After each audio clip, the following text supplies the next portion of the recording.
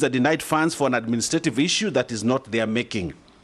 The ministry needs to look for a no punitive measure or a non-punitive measure to ensure schools are capitalized and every student gets his or her fair share. This has resulted to poor schools and rich schools. All schools must get capitation based on all kids in school and not only kids with birth certificates. That's the background I'm trying to lay there. Nominee, I want to ask you this. How will you stop this discrimination if you are approved as a Cabinet Secretary for Education? Secondly, how will you improve on NEMIS to ensure there's no corruption, that it captures all kids without necessarily having a birth, whether the child has a birth certificate or not? The birth certificate is supposed to get funding. I suffer that because I come from a community traditionally that has never looked for birth certificates when children are born, and therefore my schools get a quarter of the capitation they're supposed to get. And this spreads in northeastern Kenya, in other places where birth certificates has not been really a significant thing. How will you handle this, Nominee? Thank you. You can deal with those three. Thank you, Honorable Speaker. Honorable Wanyonyi's question with respect to special schools and children with disabilities, the learners. The only solution to handle that situation is to come up with an affirmative action program. Because in a society where we have a number of our children in that weak position, it is upon us to come up with programs and support them first. So if I was to become the CS for education, I would immediately ensure that an audit is done, find out how many schools are there for these children, how many they are, and what they require, and create a specific affirmative action for them so that they can be able to be brought up to the level of the other children.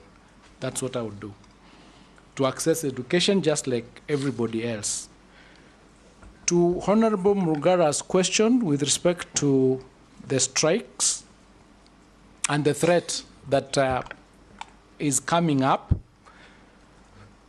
this morning when I woke up and yesterday,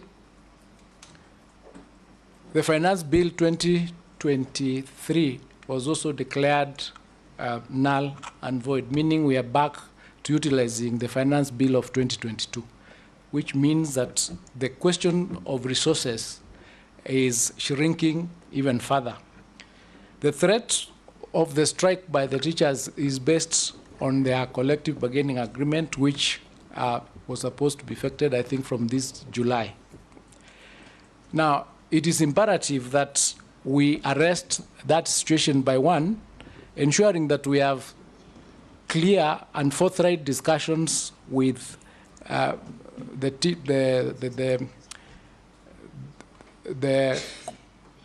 unions, so that we are able to come up with a solution, because they also live in this country. And why am I saying that?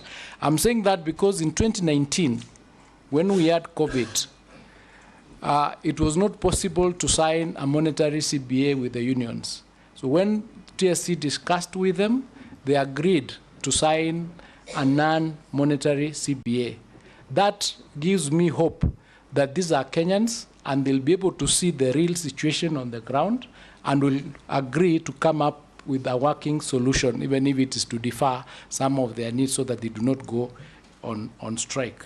On the high-handedness of TSC, I plan to have discussions and meetings with them, because I believe that sometimes what creates friction is maybe non-discussions or non-meetings with these other colleagues or other players in the sector. One of the things that I think works, and I've seen it work from Kengen, where I come from, is when people have different positions and then you shoot letters to each other, then it becomes even more complicated. If we were to have the issues reduced and then we sit together, we will be able to find out what is the problem, what is the reason why they are not following or they are not adhering to the circulars that are being issued. The reason is because all of us, the Ministry of Education, the TSC, the unions, the associations, the stakeholders, the sponsors, the religious sponsors, all of us are working for the children of Kenya. So if the interest is that of the children, we should be able to get a solution to whatever problem that we face if we discuss it openly. With respect to disadvantaged areas where we need to ensure that the children have their particular classes, it is a problem that needs to be solved. And one of the ways this can be done is by partnering with other organizations. For instance, you would work with organizations to build affordable classes from which then we could lease and pay them in installments. So we could look at the situation the way it is and come up with affirmative action to ensure that those classes are there, because those children will be disadvantaged if we don't organize for them to have the classes to be able to study. Honorable Owen, the question on the children not being captured in NEMIS. It is true. The NEMIS tool is based on the birth certificates. And where there is no birth certificate, the children are not captured. If they are not captured, then they don't get the capitation. So it is straight away a discrimination on those children, because the Constitution under Article 53 does not say the children that are supposed to be funded have to have a birth certificate. It just says the children of Kenya must get their education. So what has happened after that, I think problem was raised with the ministry. A group or a team was formed, and they have undertaken a physical census, a 50-day physical census of the children in the country, and that exercise is ending tomorrow. Once that is done, those children will be fed into the system. In the meantime, the NEMIS is not comprehensive enough. So there's a proposal to come up with a larger ICT program, which we are calling KEMIS, the Kenya Education National Management Information System, whereby it will capture not only the children from birth or from entering school, but it will capture everything else. There'll be what do you call them? You call them modules inside there that capture everything relating to the student, so that you are given a number when you enter school and you stay with this number until you get employed. So that if you go to a particular school, it will show you've gone to this school. If you graduate, it will show you graduated with this degree. So until the time you get employed, then you can change the numbers at that point. This also helps us resolve the issue of certificates, or fake certificates as are known in this country. So that problem is being addressed, and it's a genuine problem, and I believe it is something that if I became CS, I would follow personally to ensure it is done. Yes, as Honorable Mbui comes on, Nominee, would you consider when on dealing with Owen Bayer's issue, would it not be prudent for you to engage the registrar of births and deaths to go around schools and issue certificates, birth certificates to children, especially in disadvantaged areas? That is correct, Mr. Speaker, because once this exercise ends tomorrow and we have the report showing which schools or which students do not have birth certificates, then we can engage them to go and issue those birth certificates. It's a possibility. Robert Mbui. Yeah, thank you, Mr. Speaker. Dr. Migos, you know, the issue of capitation is normally very low based on the amounts that are given and constantly delayed. How do you feel that you deal with this issue? Then there's also the reference all the time to free primary education, free secondary education, yet we are aware that parents have to pay for teachers that are paid for by parents under BOM. And also we have constant, every time we have exams, the parents have to pay for them. Co-curricular activities, parents have to pay for them. So the uniforms, parents have to pay. So will you consider dropping this misleading term of free education from Kenyan education sector, or will you make it really free? And finally, the Basic Education Act is very clear that no child should be sent away from school for whatever reason. But this is constantly happening because if you go to all our rural areas, you find children walking back home during the day for, small amounts of money, 10, 20, 30, 40, 50 shillings, 100 shillings. What will you do to deal with this menace? Thank you, Speaker. Mine is nominee. How will you propose to enhance teachers' training, teachers' evaluation and monitoring, teachers' accountability and professional development to enhance quality education in Kenya? Thank you very much, Honorable Chairman. Dr. Julius, your predecessor was actually a district officer, he was a district commissioner. So he has a fairly feel of the different parts of this country, including the most rural and marginalized areas. I don't want to repeat what Honorable Kosing said. You haven't worked in public service, and you haven't worked in education, other than getting educated.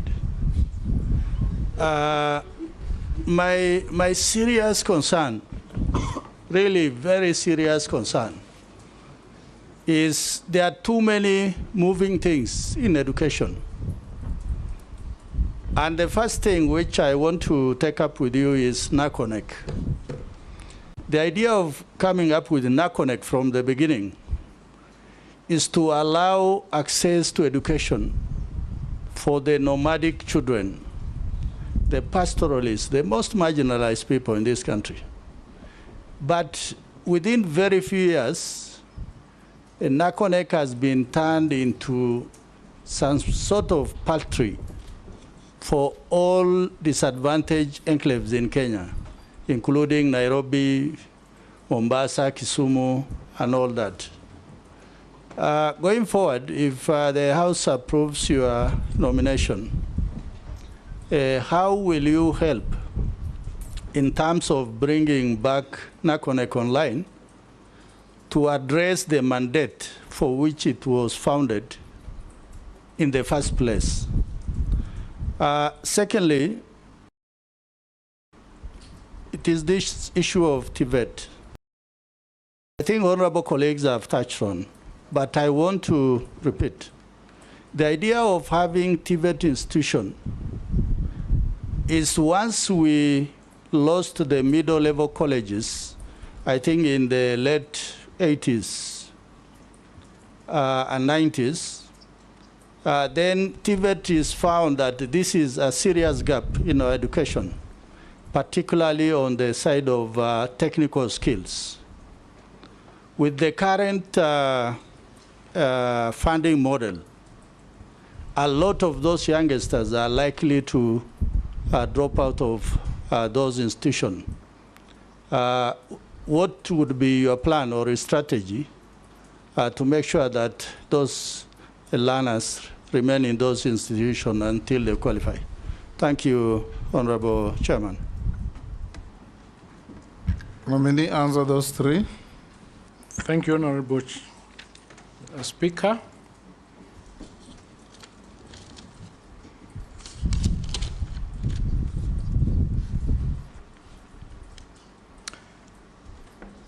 I'll start with the Honorable Mbui's question on the low capitation. The low capitation is an issue that is tied to the low funding in the government. As I said earlier, the government was supposed to be funding 80%, but the capitation that has been going to schools is far much less than that 80%, and that is a problem of not having enough funds coming from Treasury.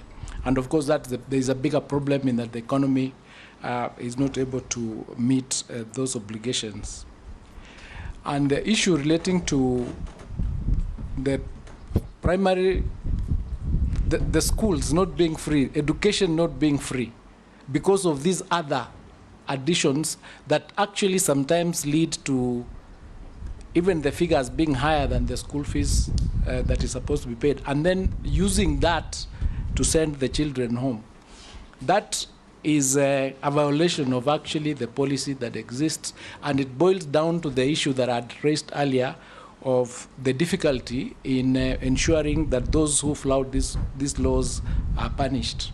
And the solution to that is to ensure that we are able to come up with a fund that will totally cover the costs of education in the country, so that the children just go to school and the government pays for everything, so that the question of sending them home, retaining certificates do not arise. And that's what I was saying earlier, that perhaps it is time we have a conversation as to what is the actual amount of money in this country is everybody spending on education, and what is the amount of money in this country that we need yearly to cover for all the children, so that it is completely free.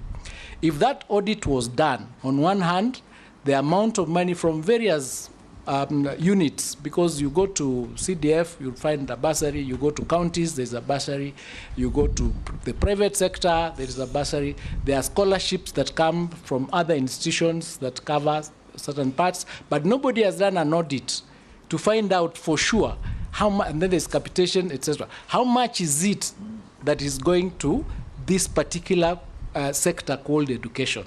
Because it then happens that because there is no coordination, there is duplicity. Some people get more. Some people get more than 3, 4 amounts coming from the various institutions. Others get nothing. So if we did, on the one hand, that particular audit, and then on the other one, we find out for sure how much do we need per child from class 1 all the way to university. If we find then that there is a gap, then we come up and find out how do we fill that gap. I wouldn't say what it is, because once you do it, you might find that we actually have more money than we need, in which case we'll be okay. But if we find that there is less money, then what do we do? Do we come up with an education bond, for example, to cover that part so that every child goes to school for that period? So it is time we need to have that conversation, including with the private sector, because the private sector, when they give scholarships, they are giving to these children. So if we come together as a country, we will be able to solve that problem. The challenge that we have now is everybody operates in isolation. Everybody is doing their things in isolation. You can't read what is happening. One arm, you can't see what is happening on the other side. But if we were open, transparent, and then we say, this is what we have, this is the problem we have, then we'll be able to solve it. So that is the way I would go into it to solve this problem once and for all. Indeed, on the question of uniforms, for example, if it was taken up by government, for example, we have NYS, they can do the uniforms, we can work with other textile companies, then these ones do the uniforms and we distribute them to the children. So we would have solved that problem of uniforms. But we have to have that conversation to see what is the best way that that can be resolved. Honorable Mule, teachers training. We now have the new CBC system, and teachers have been undergoing a lot of training and retooling.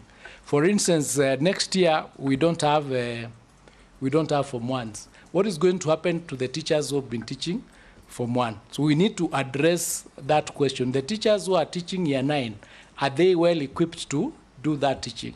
In fact, when I was talking to TSC yesterday or the day before, they told me there has not been a rationalization of teachers. There are situations where, for example, in primary school, as we speak, they have an excess of 18,000 teachers. And this excess of 18,000 teachers came about by the issue relating to delocalization, the removal of that policy of delocalization. Then on the other hand, we have 400,000 teachers who are trained and they are not employed. On the other hand, we have a shortfall of 106,000 teachers that we need to bring in for us to be able to do the CBC up to the level where we are. So we have a problem of policies that operate in cross purposes. So there is room for us to sit down and rationalize and say, are these the type of teachers we need for this course? If I can go further, I was talking to the university team, and they said, in this year, 173 students have applied to go to the university. 53,000 of those are teachers. They are going for education. So we already have 400,000. We have 53,000 applying to come in. We then have universities that are not able to meet their obligations, but they are offering these courses. Are they offering the right courses? So it is a question of us sitting down and looking at the whole sector to try and understand what is really ailing us vis-a-vis what we are offering.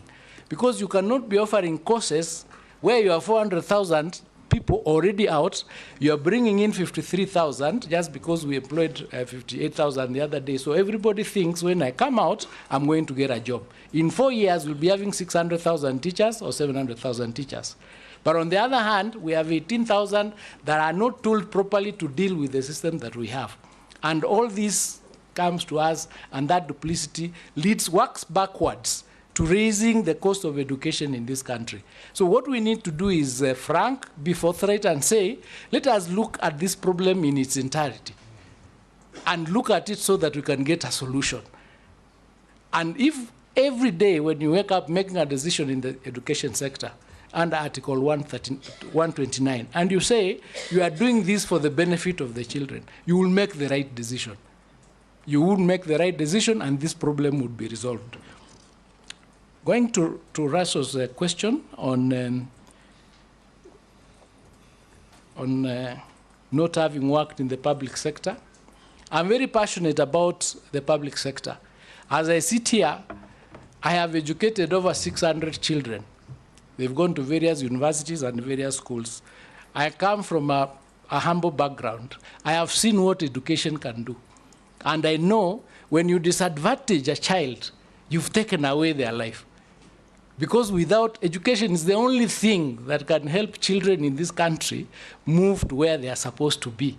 So we must, as we wake up, if you are in the sector, ask yourself, this decision I'm making, is it for the benefit and the interest of the child? If you find that the answer is no, and you're in the public sector, then you're in the wrong place. You must answer that question correctly.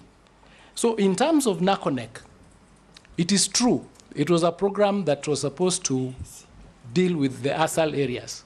But the disadvantage in, for example, Northeastern, is not different from the disadvantage from a child who lives in the slums in Mathare.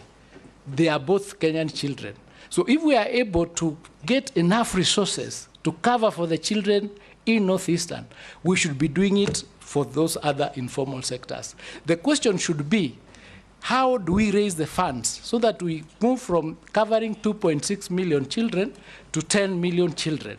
Because they are all children of this country. So what we need to be working on is not reducing what NACONEC is doing, but expanding it. Is not reducing what the school feeding program is doing, but expanding it.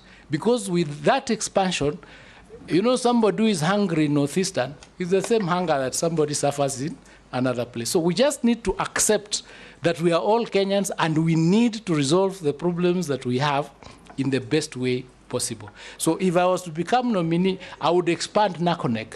I would not reduce it.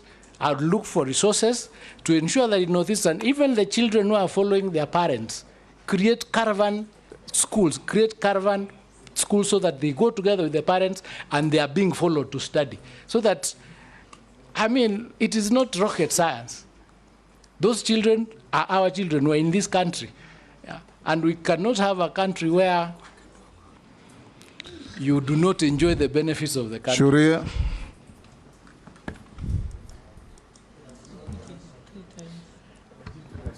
Oh, he has not answered the question on TVET.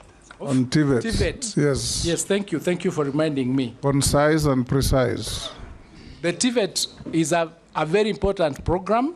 The TVETs are being constructed in all the 290 constituencies.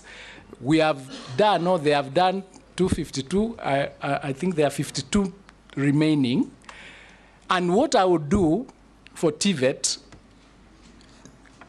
is create the TVET colleges in the country and isolate a few to become centers of excellence. Because what is happening is, like, we are in Kenya and we have countries like Sudan, Congo, and they're not as advanced in the TVET using the technical studies as we are. So that we can have students coming from other countries to study in our colleges here in order to raise the funds. With respect to the dropout is because of the funding. So as a government or as a country, we need to start thinking, what other revenue, self-revenue collection, raising revenue methods can we come up with so that we can be able to sustain ourselves? And that is part of it. The other thing that needs to be done is we have major projects that take place in the country. We need to develop a mechanism where, if we are going to undertake, say, the expressway project, we identify how many trades, how many disciplines are in that project, so that we inbuild a component in the project where the students from these TVET colleges would work in that particular project, both as learning, because the TVET you do 50% in class and 50% with the industries, and work with the industry so that we do not lose that momentum. So we need to keep going and expanding. Thank you. Shuria? Kama huna swali ni sawa sawa. Niko na swali, Bwana Chairman. Thank you, Chairman. Bwana Nominee, there's a lot of uproar in the education sector, and I was glad when you picked the issue of the finance bill. I'm not sure if you're aware of the High Court judgment on the constitutional petition 371 of 2021, Nelson Harvey versus Cabinet Secretary for Education, and 7 others on the CBC. What's your take on the judgment? I haven't had a chance to look at the judgment. Maybe when I get a chance to look at it, then I'll get back to you. I actually not looked at it. Thank you. Nishi? Yeah, thank you, Honorable Chairman. Honorable Chairman, there's been a tendency whereby some TSC teachers, when they are posted to ASAL areas, they refuse to go on the basis of insecurity. This has really disadvantaged the learners from those areas to an extent that some of them drop some subject because they don't have teachers. What policies are you going to put in place to ensure that these students or learners from ASAL areas are not disadvantaged in terms of education? My second question, there have been recent research, and it has been noted that there's quite a number of girls dropping from school due to early pregnancies. What measures are you going to put in place to ensure that these girls are given a second chance to learn and they're not expelled from school until they're ready to give birth? And after giving birth and having maternity, they can be reinstated back to the school so that they finish their education. I thank you, Honorable Chairman. Mukami? Amisi? Caleb? Thank you, Mr. Speaker. I just want to know, the nominee, what your views on the continuous delay of the disbursement of HELB loan. It has become a thorn in the flesh. Most university students are on the streets on the same, and also the arbitrary increase in the university fees that is now making education look like a privilege rather than it's supposed to be for everyone. Then lastly, Speaker, the late Dr. Griffin, the former founder of Starehe Boys Center, where I schooled, once told us that if you are given a glass or a coffee cup, you wash it as if there's no any other coffee cup that has been washed before. And the nominee, you are going to a very sensitive ministry. We've heard all these stories now and before on how you expect to do. Education, to me, is like an economic necessity to this country. It's a major pillar of any nation. And Honorable Speaker, from even the elementary to secondary to the university, if you look at the ASEAN countries, the development parts of Singapore, South Korea, Japan, it mostly was on education. They streamlined the education sector. when you report to office upon approval, if in case you are approved, what is these radical measures you are going to introduce in that ministry? What is this miracle? How are you going to perform the miracle, and what are the paraphernalias of this miracle? Because we need to see, we've been hearing this story, so what is this that you are going to see in the Ministry of Education for once, when maybe in 100 days of your service to that ministry? Answer those, Migos. Thank you, Honorable Speaker. To Honorable Mish's question on the northeastern teachers refusing to go because of insecurity, this has been a teething and thorny problem for TSC, and the only way this can be done is if we work together with the Ministry of Interior to come up with the parameters and strategies to ensure that the teachers are secured. And one of those would be perhaps coming up with low-cost boarding schools so that the student can be studying in one place that can be easily secured. On the question of girls' pregnancy, the ministry's policy is that they are not supposed to be sent away, and they are supposed to be given a chance to come back and continue with their studies. We don't have a policy where if they become pregnant, then that's the end of their life. That changed. It was there before, but it has since changed. To Honorable Mrs. Question on the continuous delay on HELB loans, this again is a problem of the resources being released on time, and the issue relating to the collections of those who have already gone before. I understand that there is a study that is going on to find out whether HELB can come up with a bond to ensure that they have enough resources to cover the students so that we avoid this problem. On the issue of the increase on fees, I understand the fees has not increased for the programs. What has happened is that before, the program's cost was not being indicated. Now with the new funding model, the program amount is being indicated, and the parents are thinking the fees has been increased from what was being given as capitation. So the fees, as I understand it, are not increased, and what would happen is under the new funding model, the student is still getting funded through the scholarship and help as to ensure that they are not paying more than they were supposed to be paying before. On the question of what I would do... Excuse me, Mr. Nominee. You know, when you said that the money being indicated as school fees is the actual cost as costed by the ministry. But when a parent in the village receives a school fees, invitation admission letter that has 350,000, 450,000, can you imagine the panic you're causing across the country? It is careless and not strategic. This is how you build anger in the country. So the letter should just have the exact cost per household cost, not the full amount, because the rest is being covered by the Higher Education Fund and HELP. So I hope you're going to change that if you're confirmed. Thank you, Madam. Related. Sorry to interrupt.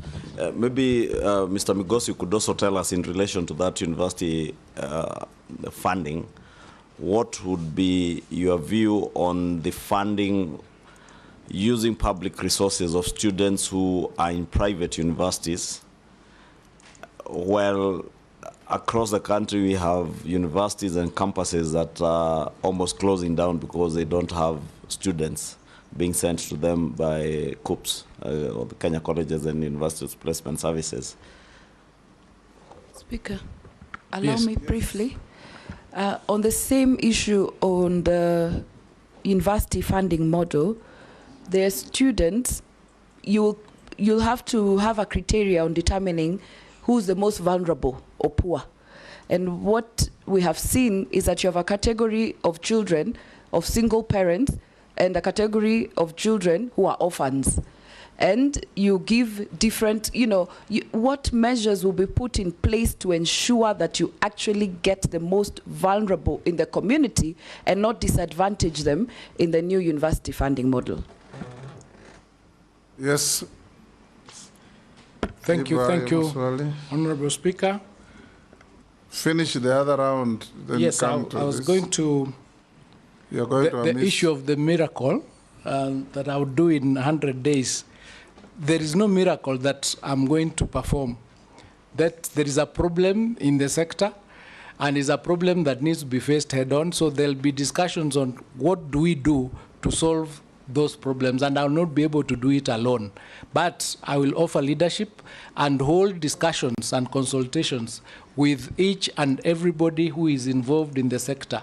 For example, with respect to not having enough classes so that the children can be in school, the year 9 children can be in school in January, is an immediate problem. So that's a problem that takes priority that we need to look at and solve.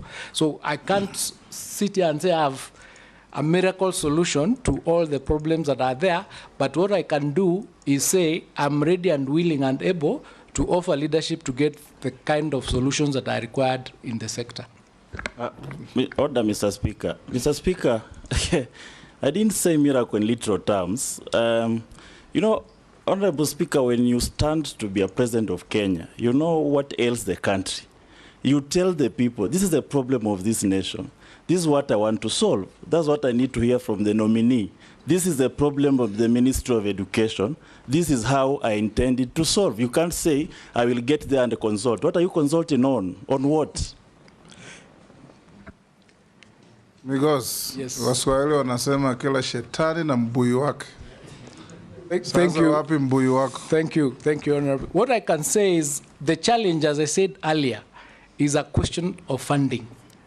So when I get to office, if you sit fit to approve my nomination, I see a solution in this way.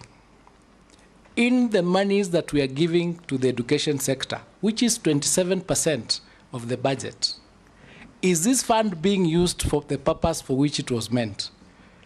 The UNESCO recommendation is that any country should spend not more than 20% of its budget in education. So we are spending 27. We are already above by 7%. It is not going to be possible to get probably more funding from the central government. So the solution must be... You are told by Emasi and somebody else, duplex applications of public resources. Yes. Take the issue of bursaries. The MCA is giving bursary, Parliament is giving bursary, the women rep is giving bursary,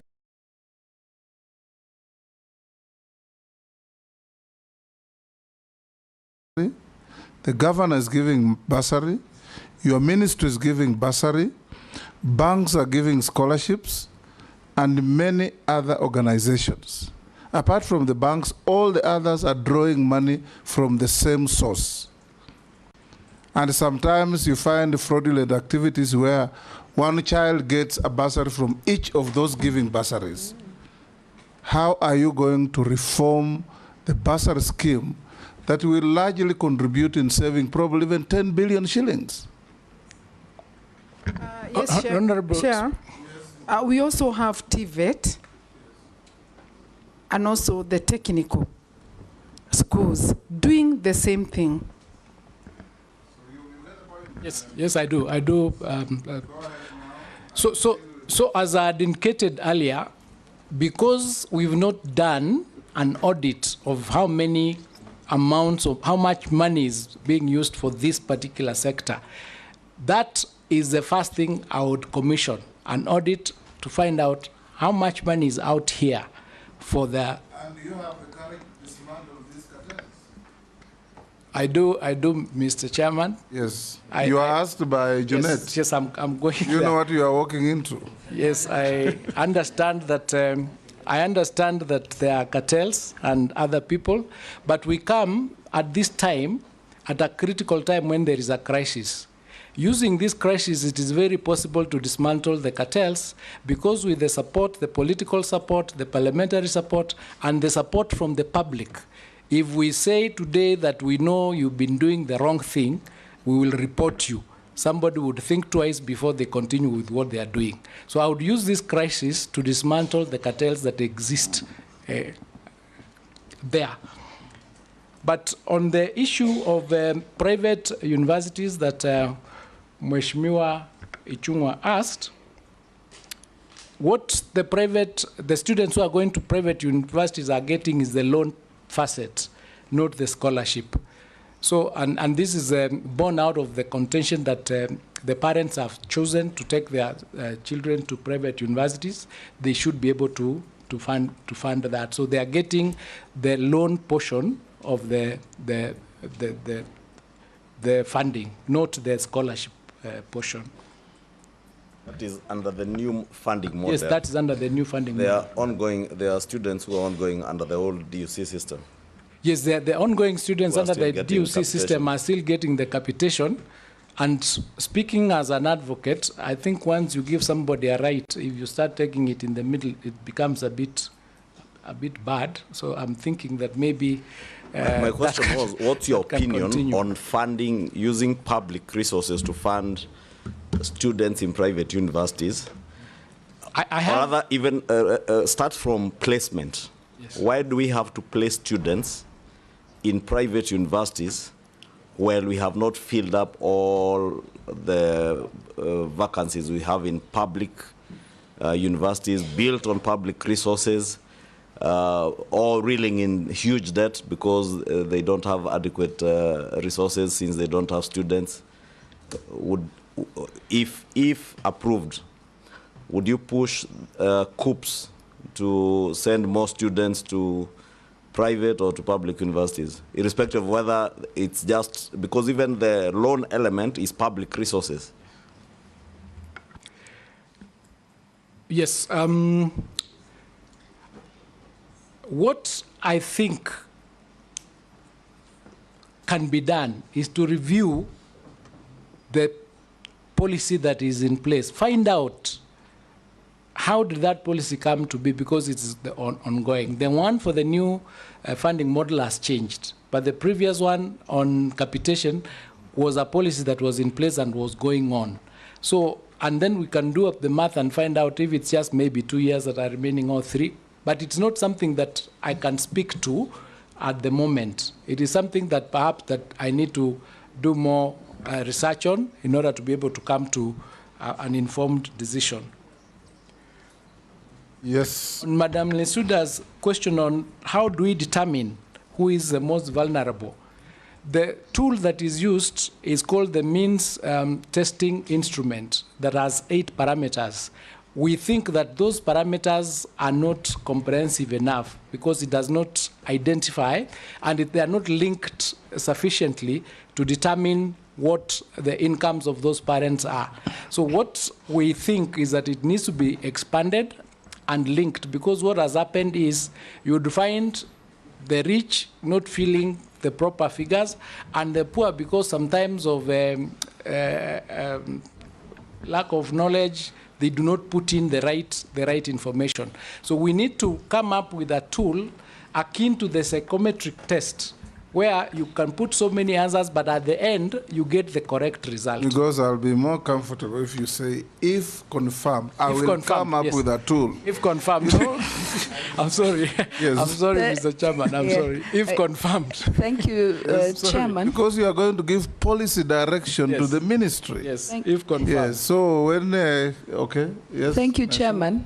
But I will not talk again, but I wanted to just say to the nominee, if you get this opportunity to serve Kenyans in that docket, because I've listened to you carefully and you keep talking about money, all your solutions seem to be around having a budget. I want to assure you that as a parliament, we are just about to pass a very rationalized budget, where budget cuts are across the whole, all the ministries. So that's all I wanted to say.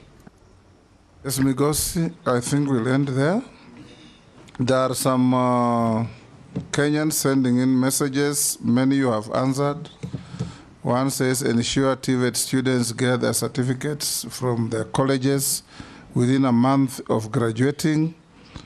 The domicile of JSS we have dealt with. Another asks, where will senior secondary school be domiciled? We have dealt with. Workers with disabilities are forced to renew exemption certificates every 5 years when their status does not change. I think that is valid. Another one has said, what are you going to do about mushrooming boarding schools, especially in Kisii, that have no facilities? Another one is asking, what is going to be the fate of P1 teachers after the transition? Last, another one asks, what will you do about the imposition of extravagant uniform expenditure on students by schools? Buy a long-sleeved sweater, a short-sleeved sweater, 2 pairs of shoes, 2 pairs of trousers, so many things, when in many family setups, children use one pair of clothes until they're exhausted because of lack of money. Now going to school, uniform is costing more than the fees. And you have to buy from that school. And then you are obligated to buy from a designated retailer. Those are the cartels we are telling you about. What will you do about that? Thank you. Thank you, Mr. Speaker. On the rationalized budget, I agree that it's going to affect a lot of operations, so we will have to look inside and see where to cut inside the operations in areas where maybe it's not a priority, so that we can attend to the most important aspects in the ministry. Workers forced to renew every 5 years their certificates. That, I think, is a question that needs to be taken up with the organization that deals with this, the relevant ministry, so that we can work together and maybe have that particular requirement removed because the person's position does not change. The mushrooming boarding schools, this is a question of the registration requirements. It means there is a weakness there. We'll need to look at the quality assurance to ensure that the registration of the boarding schools meet the requirements of the ministry. P1 teachers, they'll have to be retooled and absorbed into the new program, so that they do not, because they are permanent and pensionable. Let's end there. Let me now ask you a few questions. Do you hold any leadership in any political party? No, Chairman.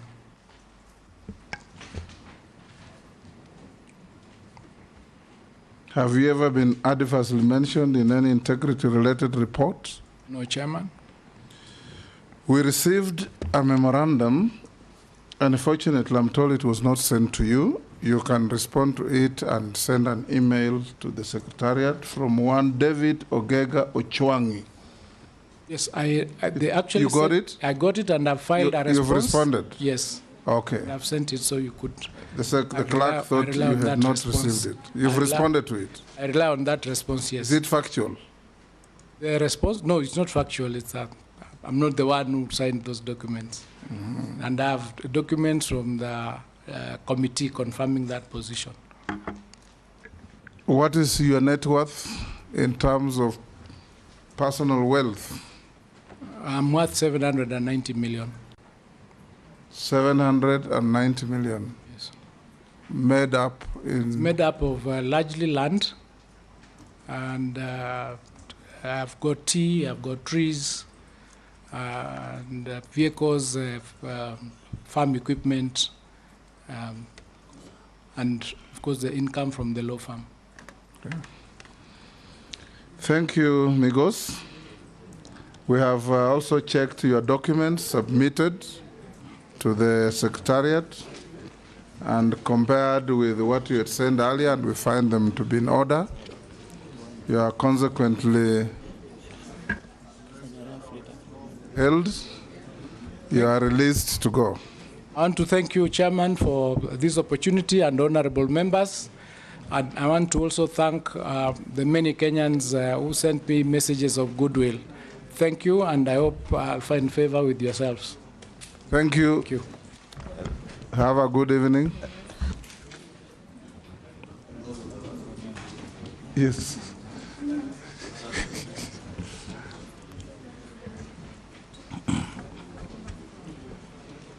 Peter Trop.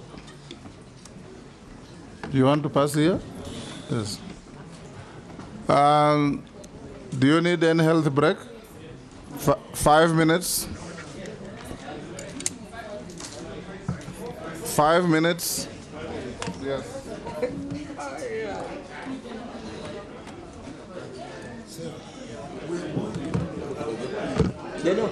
Ukimaliza utaisaidia.